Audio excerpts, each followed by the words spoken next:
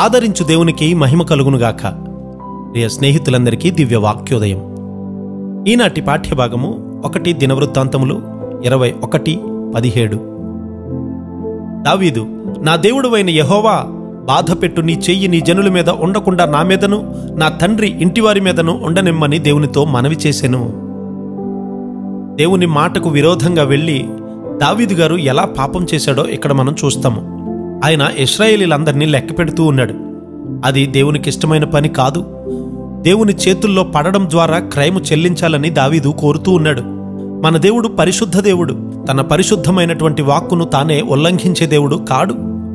ఆ దేశంలో గొప్ప తెగులు సంభవించింది. 70,000 మంది మరణించారు.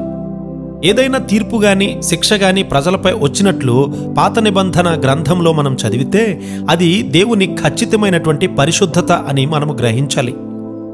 యేసుక్రీస్తు వారి రక్తము ద్వారా మనము దేవునికి దగ్గరగా తీసుకుని రాబడ్డాము.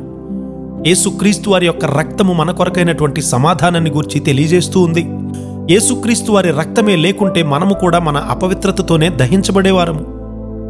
దేవునికి విరోధంగా దావీదు గారు పాపం చేశాడు. అతడు ఇప్పుడు సాష్టాంగపడ్డాడు. ప్రజలు దేవుని ఎదుట లోతుగా పశ్చాత్తాపడినప్పుడు వారు సాగిలపడతారు. కానీ దయ్యం పట్టిన వారు వెల్లకిలా పడతారు.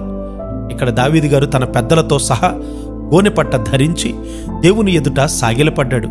నేను పాపం చేసి నీకు వ్యతిరేకంగా చెడుతనం చేసినవాడును. నీ చెయ్యి నా మీదను నా ఇంటివారి మీదను నా తండ్రి ఇంటి మీద ఉండనివ్వు అని ప్రార్థిస్తూ ఉన్నాడు. తన తప్పిదాలు ఎంత ఘోరమైనవో తెలిస్తే శిక్ష అనుభవించడానికి సిద్ధంగా ఉంటాము. పశ్చాత్తాపము మన పాపాన్ని ఒప్పుకునేటట్లు చేసి శిక్షను పొందడానికి సిద్ధపరుస్తుంది. అది దేవుని న్యాయ తీర్పును వ్యతిరేకించదు. నేను దీనికి కారణము కనుక నీ చెయ్యి నా మీద నా తండ్రి ఇంటి మీద ఉండనిమ్ము అంటూ ఉన్నాడు. ఇదే నిజమైనటువంటి పశ్చాత్తాపం. దేవుని దూత ప్రజలను చంపడం మొదలుపెట్టినప్పుడు అతడు అర్నోను కళ్ళం దగ్గరకు వచ్చాడు.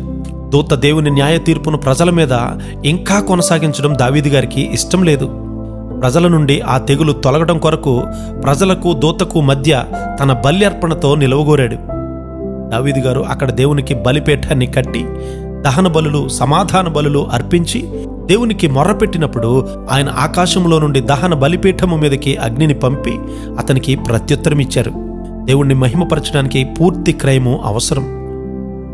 అలాంటి క్రయము దేవుడే మనకు అనుగ్రహించునుగాక. ఆమేన్.